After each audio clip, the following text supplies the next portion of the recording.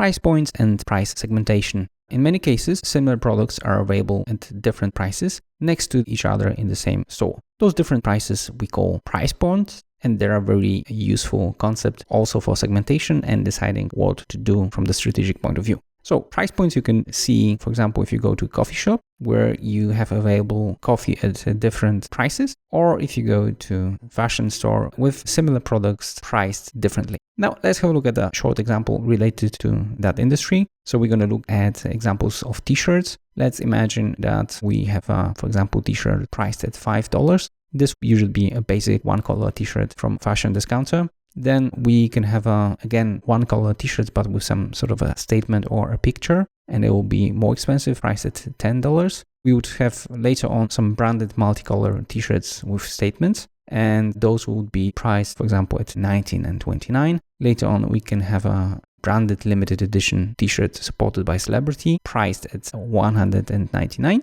And finally, extremely expensive limited luxury edition brand t-shirts. So similar product can be sold at different price points. And those price points we can use first of all to define segments of customers. So for example, we could have here a segment of people buying cheap or not that expensive products. Here in segment C, we could have a segment of customer buying mainly from mainstream products priced at the mid-range. And here we would have some customers buying only limited editions supported by celebrities. So in other words, price points can be used to segment the market. Price points can be also used to map the behavior of the producers that occupy different price points. So for example, in the case of the fashion, here we would have a fashion discounter. Fast fashion would be somewhere here. Boutique producers would be a little bit above. Then we can have hypermarkets occupying pretty long price range. Luxury brands would be to the right, and obviously some general marketplace would be also occupying big price range. You can also notice that certain producers will be using such price point to decide